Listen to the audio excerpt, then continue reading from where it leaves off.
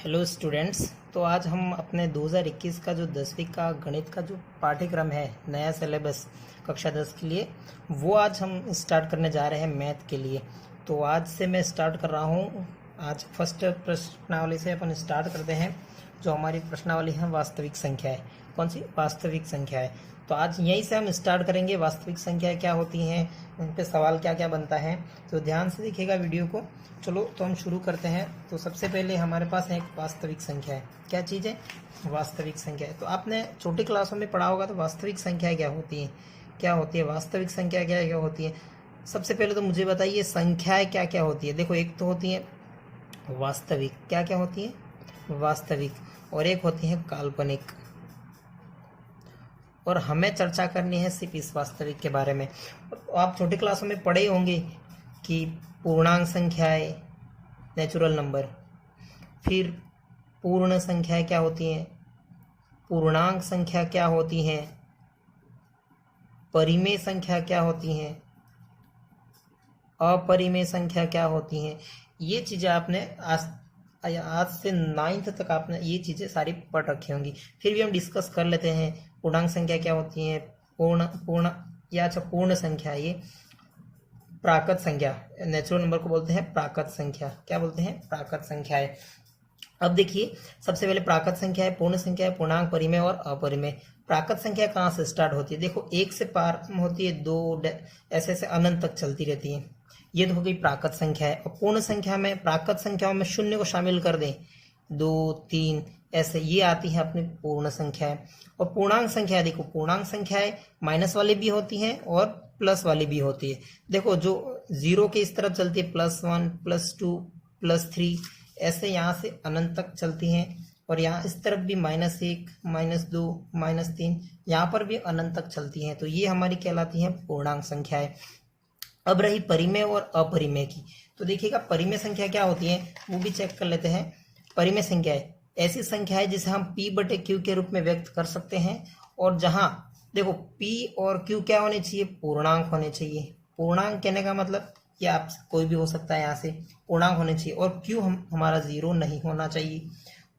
अपरिमेय इससे जस्ट विपरीत, जिसे हम P/Q के रूप में व्यक्त कर सकते नहीं हैं। और P और Q तो वहां भी पूर्णांक होंगे और Q तो वहां भी 0 नहीं होगा। तो आपने पढ़ा प्राकृत संख्या है, पूर्ण, पूर्णांक, परिमेय और अपरिमेय, इतनी सारी संख्याएं पढ़ी। अब हम अपने चैप्टर पे आते हैं। हम चैप्टर में क्या क्या हमें पढ़ना है, देखिएगा। ये हमारी प्रश्नावली है वास्तविक संख्या है। वास्तविक संख्याओं में अब हमें एक चीज ये पढ़नी है, यूक्लिड विभाजन एल्गोरिथम। देखिए, वो चीज क्या होती है वो भी आप देख लीजिएगा। यूक्लिड एल्गोरिथम क्या होता है और उस पे किस तरह का सवाल आपके बनता है। तो देखिए, मैं यहाँ पे आपको बता दे रहा हूँ, यूक्लिड विभाजन एल्गोरिथम। यूक्लिड विभाजन एल्गोरिथम। देखिए, ये चीज क्या होती है। अब देखिए, आपने आज दिन तक भाग पढ़े होंगे, जैसे कि 10 में मैं 3 का भाग दे देता हूँ। ऐसी संख्या आपने भाग में पढ़ी होंगी। यहाँ पे इसका यूक्लिड का एक फॉर्मूला है, a = b³ + r। देखिए, ये फॉर्मूला है, a = b³ + r। देखिए, आपने आज दिन तक जो पढ़ा उसमें भाजक होता है, भाज्य होता है, हमें भाग करने के बाद भागफल भी प्राप्त होता है कि नहीं होता है, और शेषफल भी प्राप्त होता है। ये इतनी चीजें हमें प्राप्त होती हैं।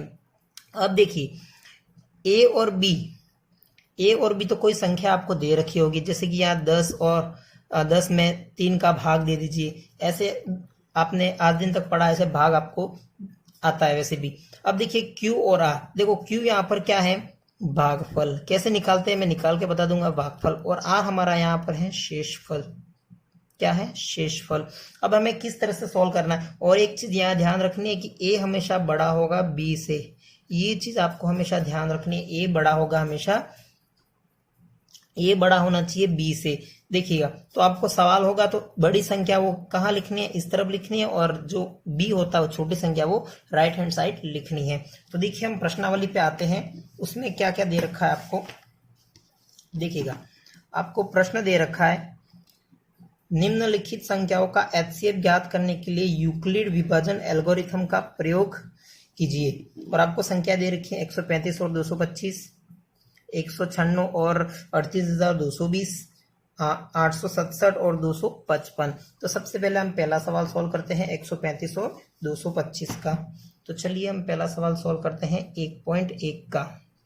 1.1 का पहला सवाल सॉल्व करते हैं।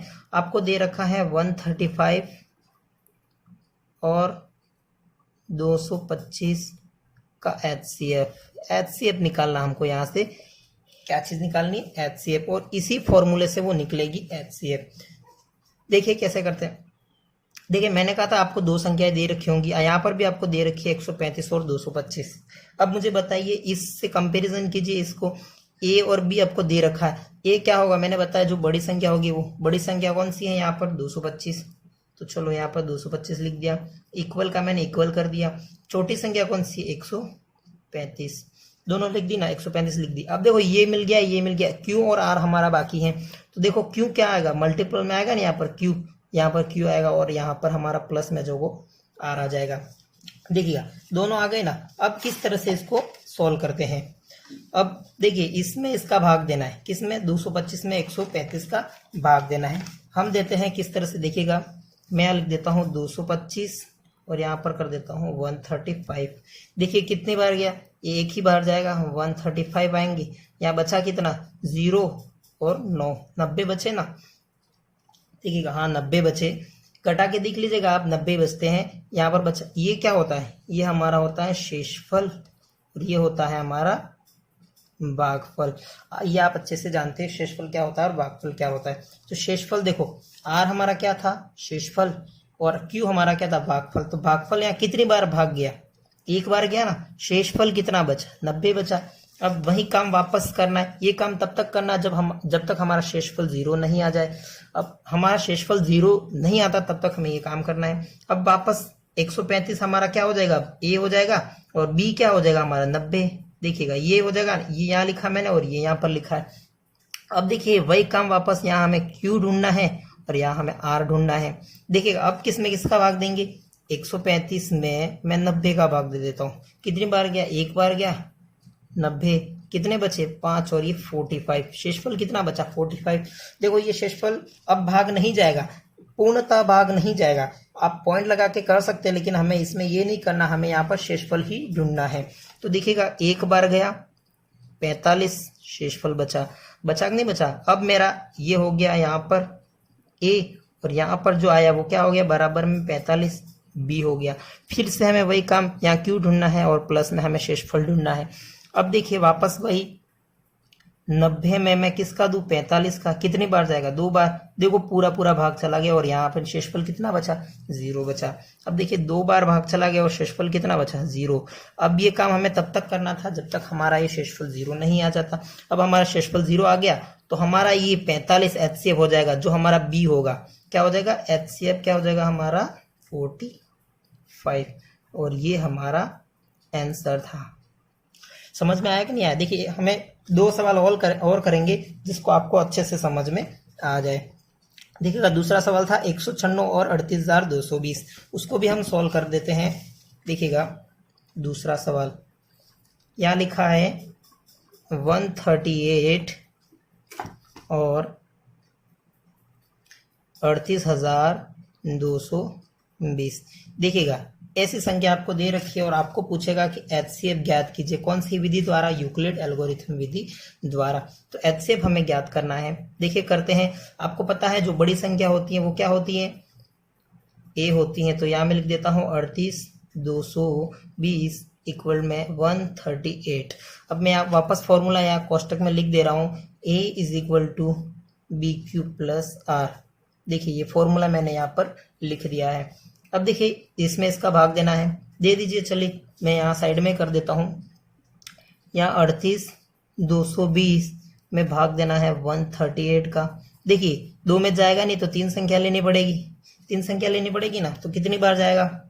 एक बार जाएगा ना कि 2 बार जाएगा? देखिए सबसे पहले हम ट्राई करते हैं। देखो एक बार जाएगा तो 138 आएंगे, 138 आएंगे। 2 बार देंगे तो हम कितना आएगा? 272 कैसे लगभग आ जाएगा। तो देखिए मैं इसको 2 बार करके देख लेता हूँ। 2 बार करते हैं कितना आता है, देखिए 138 इंटू 2, 16 के 6 हासिल 1, 6 और 1 7 और 2, 276 आता है, 276 आता है। देखिएगा सॉरी यहाँ पे देखिएगा 196 है, क्वेश्चन में 196 है, यहाँ पे हमने मिस्टेक कर दी, 196 है, 196 है। तो चलिए कोई बात नहीं, हमें यहाँ इसमें किसका भाग देना, 196 का भाग दे देना है। देखिए अब कितनी बार जाएगा, देखिए ये एक ही बार जाएगा, कितनी बार जाएगा, एक ही बार जाएगा। तो कितना आया, 196 आया। अब देखिए मैं इसको काट के यहाँ सही लिख देता हूँ 196। अब देखिए कितनी बार गया, 12 में से 6 गए 6, ये वापस दे दिया इसको 10, 18 में से 10 चले गए तो 8 बचे, और ये हो गया वापस कितना हो गया, 1 हो गया, 186। यहाँ पर 186 बचा। देखिए 196 में 186 का तो जाएगा नहीं, अब कहाँ कौन सी संख्या रहेगी, देखो 3 यूज ली थी, 2 बची थी, तो मैं यहाँ 2 लिख देता हूँ। अब देखिए 196 में अब अभी तक भाग हमको पता है कि जाएगा, इसलिए मैं देता जा रहा हूँ। यहाँ मैंने इंटू में करके नहीं लिखा है एक सीधा, क्योंकि भाग हमारा जा रहा है। देखिए अब 196 का भाग 1862 नहीं है, तब तक दीजिए। अब इसको 10 बार देंगे तो 1960 आ जाएगा। देखिए 1960 आ जाएगा। मैं इसको यहाँ पर कर देता हूँ, कितनी बार जाएगा, देखो 196 में मैं 9 का दे देता हूँ, कितनी बार जाएगा, 4 हो गई, ये 5, 81 और 86 और 8 बचा 9 और 17, तो 1764 कितना है, 1764 कितने बार गया, 9 बार गया, 9 बार गया ना। अब देखिए ये वापस इसको घटा दीजिए आप, तो कितने बचे, एक तो यहाँ 8 बचे, 7 चले गए, 16 में से 7 गए तो कितने बचे, 9, और ये हो गया 0 और 0, 98 बचे, ऊपर से क्या उतारा, 0 उतारा। देखिए अब 196 में अब 980 बचे। अब 196 में कितने का गुणा करे तो 980 आ जाए, या कितने का इसका पहाड़ा बोले तो 196 इसका आ जाए। तो देखिए मैं इसके यहाँ पे करता हूँ 196। अब मैं इसको दे देता हूँ 4 बार, 4 बार दे देता, चलो 5 बार दे देते हैं। तो ये हो गया 30 का 0 हासिल 3, 45 और ये 48 हो गए, और रिमाइंडर हो गया 4 और 5 4 9। देखिए 5 बार जाती है 980 आ जाता है। तो मैं यहाँ लिख देता हूँ 5 और 980 आ गया ना। तो यहाँ बचा 0 बच गया ना। अब देखिए शेषफल तो हमारा 0 आ गया, और यहाँ पर गया कितना, कितनी बार गया, 195 बार गया ना। देखिए 195 और प्लस में 0, ये हमारा आर शेषफल बचा, और 0 यहीं पे खत्म हो गया। तो हमारा एचसीएफ क्या हो गया, अब एचसीएफ क्या हो गया, 196, ये हमारा एचसीएफ हो गया। देखिए कैलकुलेशन में कोई मिस्टेक हो तो आप देख सकते हो, आपको सिर्फ मेथड समझ में आ जाना चाहिए कि क्या करना है यूक्लिड एल्गोरिथम से। अब देखिए इसका तीसरा सवाल और बचा हुआ है, वो भी कर देते हैं, 867 और 255। देखिए मैं यहाँ पे कर देता हूँ तीसरा सवाल। आपका सवाल है 867 और है 255। देखिएगा 255। आपको पता है जो बड़ी संख्या होती है वो क्या होती है, मेरा ए होती है। तो ये 1867 तो ये हो गया, और बी मेरा हो गया 255। देखिए हमें यहाँ पर भी हमें क्यू ढूंढना है, और प्लस में यहाँ पर भी हमें आर ढूंढना है। देखिएगा अब वही काम वापस कर दीजिएगा। देखिए मैं यहाँ पे इस दूसरे पेज पे करता हूँ इसको, 255 देखो और 867। अब भाग दे दीजिए इसको, कितनी बार जाएगा, एक, कितनी बार जाएगा, देखिए एक बार तो जाएगा नहीं, ज़्यादा बार ही जाएगा। 255 में 867 कितनी बार आते हैं, देखिए गुणा करके देख लेते हैं यहाँ पर हम कितनी बार जाता है। 255 में गुणा करके देखिए, मैं यहाँ 4 करता हूँ, चलिए 3 करता हूँ, तो कितनी बार जाता है, 15, एक बचा, 15, 16, एक बचा, 6 और 7, 765। देखिए 765 का ही जाएगा, क्योंकि एक बार और देते ही तो ये ज़्यादा हो जाएगा, 900 के करीब आ जाएगा। तो ये कितनी बार गया, 3 बार, यहाँ पर 3 बार गया, आए कितने, 765। यहाँ 2 बचे, यहाँ 0 और 1, देखो 102 बचे, कितने बचे, 102। देखिए ये भी करते हैं हम आगे। देखिए कोई मिस्टेक तो नहीं हो रही है, वो देख लेना, कैलकुलेशन में कोई गड़बड़ नहीं होनी चाहिए। अब देखिए कितनी बार गया था ये, 3 बार गया था, कितनी बार, 3 बार गया था। और रिमाइंडर हमारा शेषफल कितना बचा हुआ था, शेषफल कितना बचा हुआ था, 1010 2। अब देखिए ये यहाँ पर हो गया, ये यहाँ पर आ जाएगा, ये हो गया 255 बराबर में ये 102 आ गया ना। अब भाई वापस हमें Q ढूंढना है प्लस हमें R ढूंढना है। अब देखिए 255 में वापस देके दीजिए कितना 102 का। अब दीजिए कितनी बार जाएगा, ये 2 बार जाएगा ना, कितने होंगे 204 एक बचा या 5 और 0 51 बचे ना। अब 2 बार जाएगा 51 बचे, 2 बार गया और 51 यहाँ पर बचा हुआ है। अब वही काम वापस, क्योंकि हमें तब तक करना है जब तक हमारा 0 नहीं आ जाए। ये हो गया 102 और ये हो गया 51। अब वापस हमें Q ढूंढना है प्लस हमें R ढूंढना है। अब देखिए 2 बार जाएगा तो 102 आ जाएंगे ना, 51 इंटू 2 करेंगे तो 102 और शेषफल कितना बचा 0, शेषफल 0 बच गया ना। तो हमारा HCF कितना आ गया, HCF कितना आ गया 51। तो ये हमारा क्या हो गया, आंसर हो गया। तो ये था हमारे इसके 3 सवाल।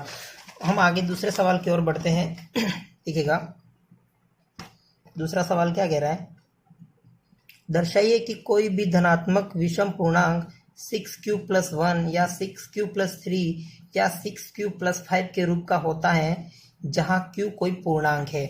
देखिएगा इस सवाल को समझिएगा, बहुत ही इंपॉर्टेंट सवाल है ये। तो नेक्स्ट पेज पे इस सवाल पर पहुंचते हैं। देखिएगा सवाल नंबर 2 आपको दे रखा है कि दर्शाइए कि धनात्मक विषम पूर्णांक। देखिए धनात्मक विषम पूर्णांक, तो मैं यहाँ लिख रहा हूं, माना कोई धनात्मक पूर्णांक क्या है, a है। क्या माना मैंने, a है। सबसे पहले तो आपको ये याद होना चाहिए कि यूक्लिड प्रमेय, देखो a बराबर BQ + R, ये चीज हमें ध्यान रखनी है और इसी से हमारा ये सवाल होगा। देखिएगा इसको ये सॉल्यूशन स्टार्ट कर दिया हमने। तो कोई भी धनात्मक पूर्णांक हमने क्या माना, देखो धनात्मक विषम पूर्णांक बोला है यहाँ पर, धनात्मक विषम पूर्णांक। विषम पूर्णांक क्या माना हमने, a माना। अब देखिए आपको सवाल में क्या दे रखा है, 6q + 1 6q + 3 6q + 5, ये चीज आपको दे रखी है।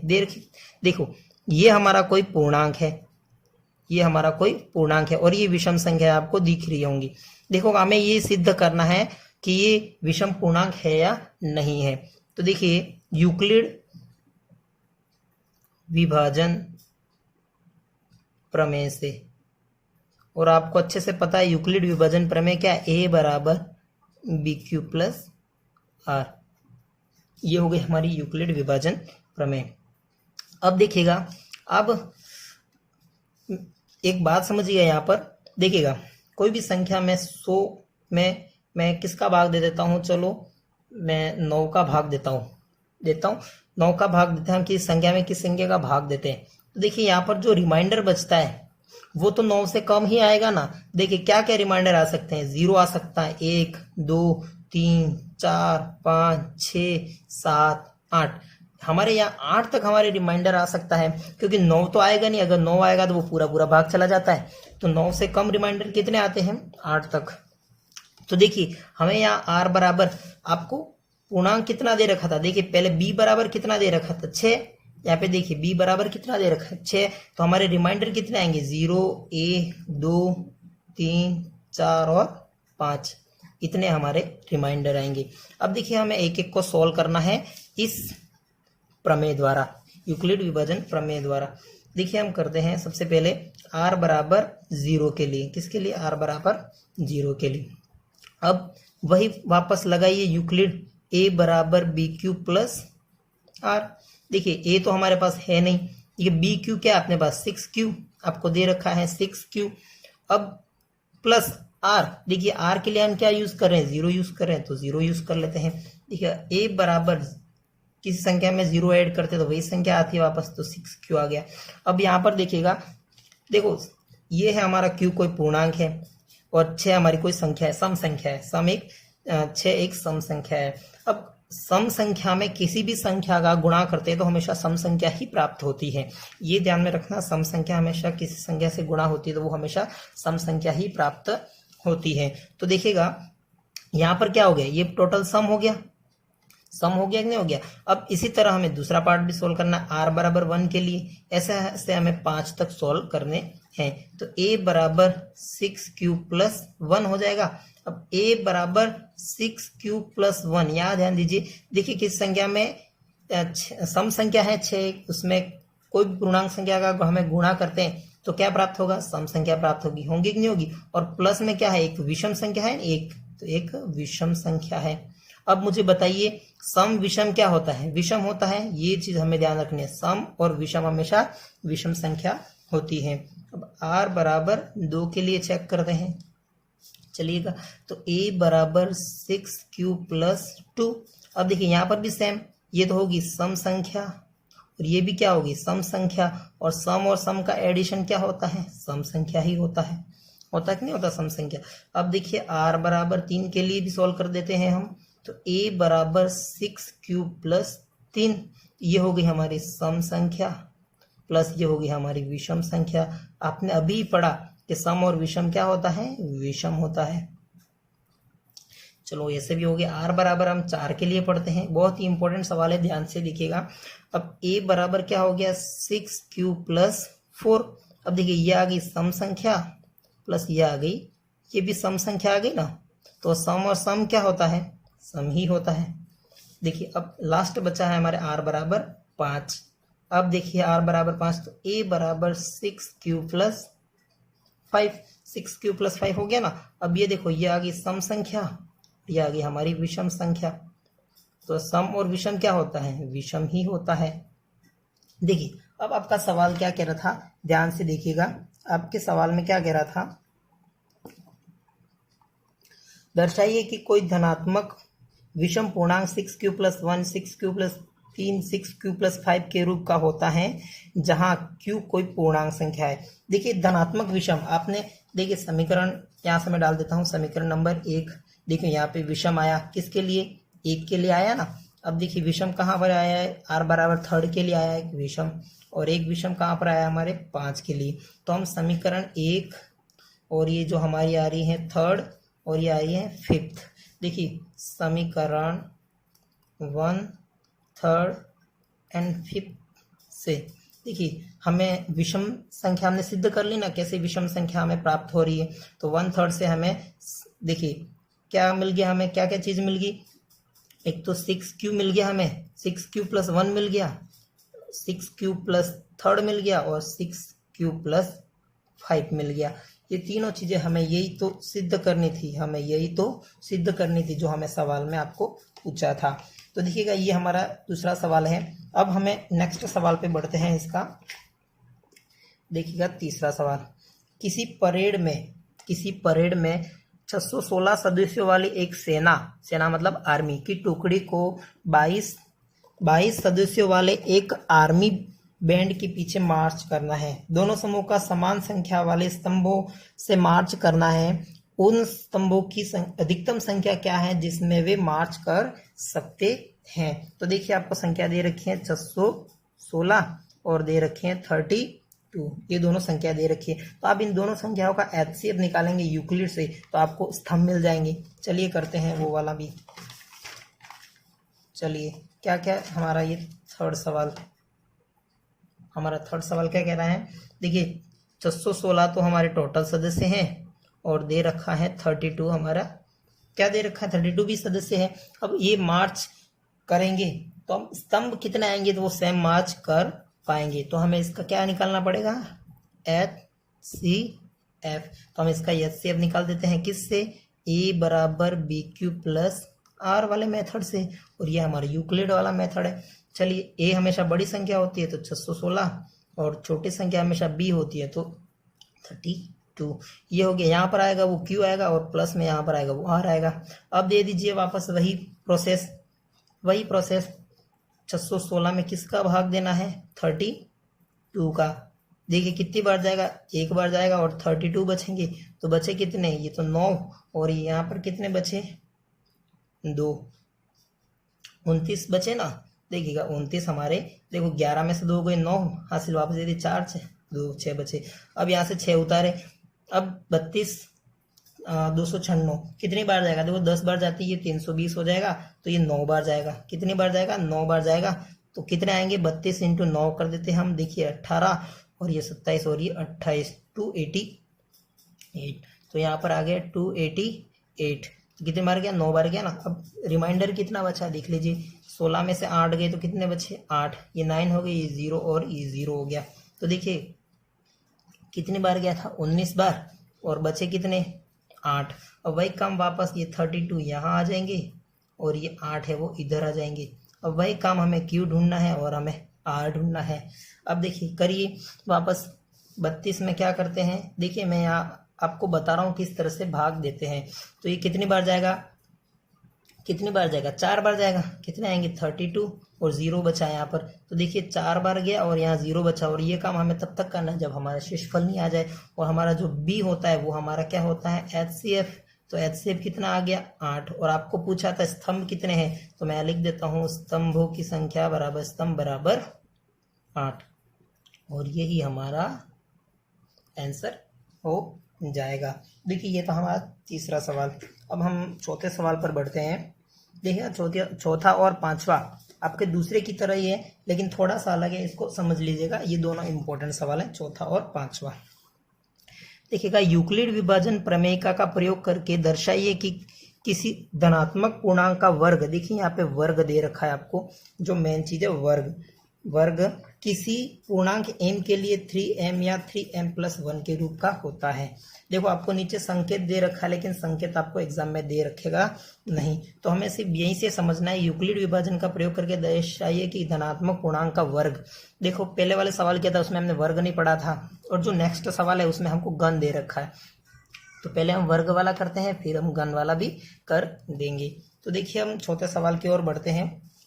तो फोर्थ सवाल में सोल्व करने जा रहा हूं। देखिएगा फोर्थ सवाल, अब यहाँ पर आपको दे रखा था धनात्मक पूर्णांक का वर्ग। देखो यहाँ पर भी मानना पड़ेगा, माना धनात्मक पूर्णांक का वर्ग क्या है, ए माना। कोई संख्या हमने मानी, या पूर्णांक मान सकते हो आप, तो वर्ग तो वो बाद में हम कर देंगे। तो हमने पूर्णांक क्या माना, ए माना। अब देखिए आपको संख्याएं दे रखी हैं 3m और ये 3m+1। देखिए हमने पहले जो सवाल किया 6q वो वाला दे रखा था, 3 और 5 विषम संख्या है। अब हमें 3m दे रखा हुआ, 3m+1 लाना, और ये भी हमें इससे सिद्ध करना है। तो देखिए b आपको दे रखा है कितना, 3, b आपको 3 दे रखा है। तो अब मुझे बता सकते हो कि r बराबर क्या आएंगे शेषफल हमारे, एक तो 0 आएगा, एक 1 आएगा और एक 2 आएगा। बस इतने ही शेषफल आएंगे हमारे, 0 और 1 और 2। अब देखिए हमें वही काम वापस करना है, कौन सा, r बराबर 0, किसके लिए, यूक्लिड विभाजन a बराबर bq+r। देखिएगा a बराबर bq+r। तो देखो a तो हमारा क्या है, a ही है, bq क्या हमारा 3m, देखिए ये bq क्या हमारा 3m, तो यहाँ पे 3m प्लस r क्या हम ले रहे, 0 ले रहे हैं, ले लिया। अब देखिए a बराबर क्या आया, 3m, a बराबर हमारा 3 में आया। देखिए सवाल में आपने पढ़ा था यहाँ पर कि धनात्मक पूर्णांक का वर्ग, क्या पढ़ा था, धनात्मक पूर्णांक का वर्ग। अब हमें इसका वर्ग करना है, तो मैं इसका वर्ग कर देता हूँ, कर दिया, स्क्वायर कर दिया।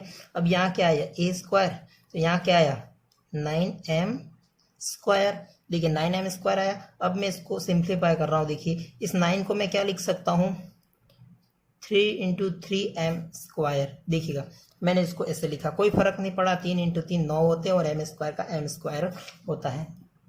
अब जो 3m स्क्वायर है, देखो 3m स्क्वायर को मैं क्या लिखता हूँ, m लिखता हूँ।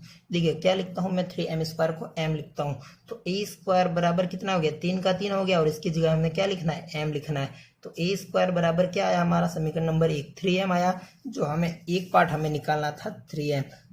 अब हमें 3m+1 चाहिए, तो वो भी हम कर देते हैं। देखिएगा अब r बराबर 0 ले लिया था, r बराबर 1 ले लीजिए। चलो r बराबर 1 ले लेते हैं, तो क्या आएगा, a बराबर आ जाएगा 3m+1, 3m+1 आ जाएगा ना। तो अब इसका क्या करना था, हमें वर्ग करना था, क्योंकि हमें संख्या में वर्ग दे रखा था। तो a स्क्वायर का तो a स्क्वायर ही होगा। अब देखिए यहाँ पे 3m+1 का होल स्क्वायर आ गया। तो ये आपने सूत्र पढ़ा होगा a+b का होल स्क्वायर। मैं यहाँ लिख देता हूँ a+b का whole square is equal to a² + 2ab + b²। ये आपका फॉर्मूला होता है। अब हमें ये दे रखा है ये वाला, अब हमें ये वाला चाहिए। तो हम करते हैं, चलिए a² मतलब 3m का स्क्वायर प्लस 2ab, 2 ये रहा, a हमारा 3m है और b हमारा क्या है 1, प्लस b², b² क्या मतलब 1 का स्क्वायर आ गया ना। अब देखिए a² का a², 3m² कितना होता है 9m² होता है हमारा, और ये कितना होता है 6m + 1। देखिए हमारे से यहाँ पर 1 आ गया। a² बराबर, देखिए अब यहाँ से मैं इस चीज से कॉमन निकालता हूँ। यहाँ से मैं, देखिए यहाँ से मैंने 3 कॉमन निकाल दिया। कितना कॉमन निकाल दिया 3 कॉमन निकाल दिया। तो अंदर क्या बचा 3m² + 2m, यही बचा ना, और +1 का यहाँ पर हमारा चल ही रहा है। देखिएगा हमारा क्या बचा यहाँ पर 3m² + 2m। अब मैंने आपको बताया था कि फर्स्ट वाले में देखिए, चूंकि हमने अंदर वाला जो कोष्टक के अंदर वाला होता है, यहाँ पर भी हमने कोष्टक के अंदर वाले को हमने m माना था। अब यहाँ पर भी देख दीजिए 3m² + 2m, उसको मैं क्या लिखता हूँ यहाँ पे 3m² + 2m बराबर क्या लिखता हूँ m। क्या लिखता हूँ मैं इसको m लिख देता हूँ। तो देखो 3 का a² का a² आ गया। अब देख लीजिए 3 का 3 आ गया। अब देखिए 3m² + 2m को आपने क्या लिखा m लिखा, तो मैं यहाँ पर भी m लिख देता हूँ कोष्टक में m, और +1 का आपके साथ चल ही रहा है +1 साथ। तो हमारा दूसरा क्या आया 3m + 1 जो हमको चाहिए था। देखिए 3m + 1, लेकिन हमारा अभी भी सवाल खत्म नहीं हुआ है, हमें थर्ड पोर्शन भी हमें सॉल्व करना पड़ेगा। r बराबर 2 के लिए हो गया था। अब तीसरा पोर्शन है r बराबर 3 के लिए। अब देखिए r बराबर तो क्या है 3m ना, 3m + 3 a बराबर ये हो गया ना। अब इसी का हमें क्या करना था स्क्वायर भी करना था, तो इसका स्क्वायर भी कर देते हैं। चलिए करते हैं, a² का a² हो गया 3m, ये भी a + b का होल स्क्वायर वाला सूत्र लगेगा। तो a² मतलब अब मैं सीधा कर रहा हूँ 3m² + 2ab + b², ये किया ना मैंने। अब देखिए a² बराबर ही कितना आ गया 9m²। देखिए 9 और 2 18m प्लस ये 9 हो गए। अब देख लीजिएगा हमें जो चाहिए था वो हमें मिल गया है, 3m चाहिए था और 3m + 1 चाहिए था। अब देख लीजिए यहाँ पर a² का a²। अब देखिए यहाँ से मैं क्या कॉमन निकाल दूं 9 कॉमन निकाल देता हूँ। पूरे से 9 निकल ही रहा है, देखिए 9 कॉमन निकाल दिया। अंदर क्या बचा, अंदर क्या बचा देखिए m² + 2m + 1, ये बचा कि नहीं बचा। अब देखिए अब कोष्टक वाले को मैंने बोला था, क्या बोला था m² + 2m + 1, क्या मानिए m मान लीजिए, m मान लिया। तो यहाँ क्या आया a² बराबर 9m। हमें तीसरा पोर्शन भी हमने सोल्व कर दिया है। तो ये हमारा था कौन सा सवाल, ये हमारा था चौथा सवाल। और अंतिम सवाल बचा हुआ है जो 5वां सवाल, जो वो भी मोस्ट इम्पोर्टेंट है। तो सबसे पहले हम सवाल पढ़ लेते हैं, सवाल क्या कहना चाह रहा है। देखिएगा सवाल पढ़ता हूं मैं, यूक्लिड विभाजन प्रमेय का प्रयोग करके दर्शाइए कि किसी धनात्मक पूर्णांक, देखिए धनात्मक पूर्णांक का घन, देखो यहाँ पे घन दे रखा आपको, घन 9m + 1 या 9m + 8 के रूप का होता है। देखिए सेम सवाल है जो हमने अभी किया, उसी का सेम सवाल है। तो चलो करते हैं। यहाँ पर भी मैं मान लेता हूं माना धनात्मक पूर्णांक, देखिए माना धनात्मक पूर्णांक, क्या मानूं मैं a मान लेता हूं। यहाँ पर कोई भी धनात्मक पूर्णांक मैं a मान लेता हूं। तो चलिए सवाल को सॉल्व करते हैं। आपको दे रखे हैं, देखो 9m दे रखा है, एक 9m + 1 दे रखा है, और एक 9m + 8 दे रखा है।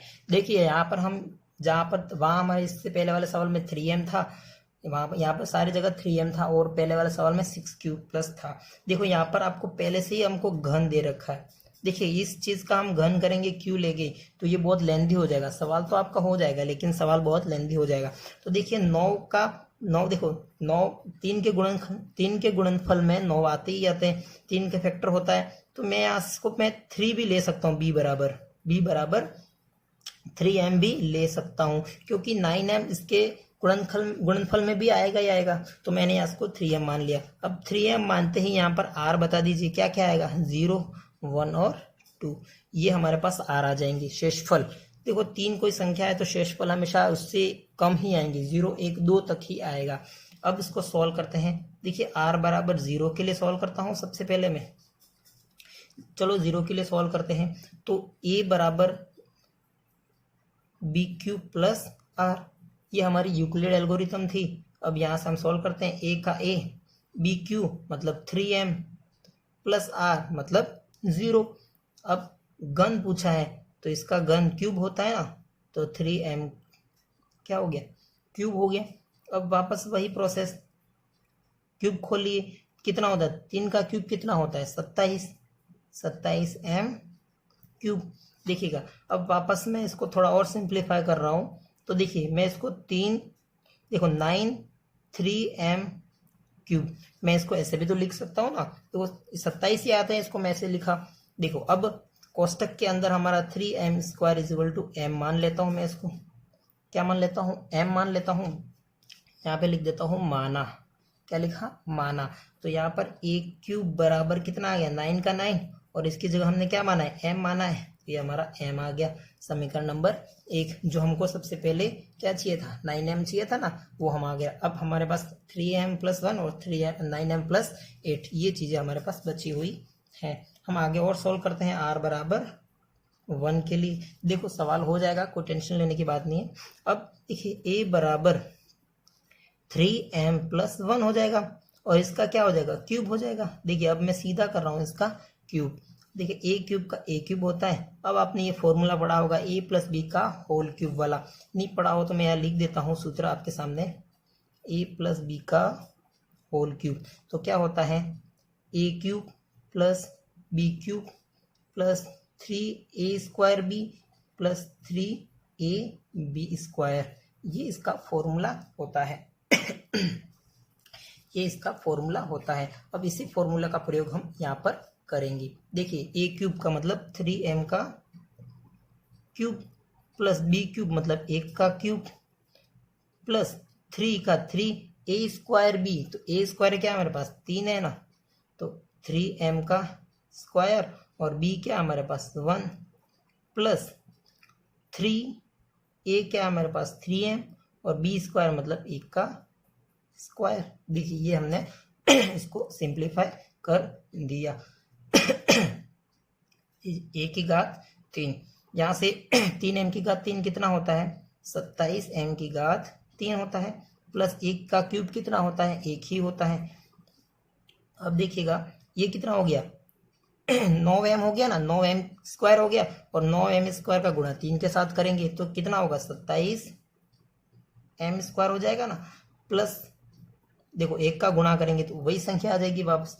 अब इसका गुणा कर दीजिए, 3 तिया 9m, और 9m का 9m ही रहेगा, क्योंकि 1 का स्क्वायर तो 1 ही होता है, उसका किसी संख्या के साथ गुणा करे कोई फर्क पड़ता नहीं है। अब देख लीजिएगा a क्यूब का a क्यूब। अब यहाँ से मैं जो चीज़ कॉमन निकाल सकता हूँ वो मैं कॉमन निकाल देता हूँ। देखिए इसमें और इसमें, इस तीनों चीज़ों में कॉमन निकाल रहा हूँ, और एक को मैं अलग कर देता हूँ।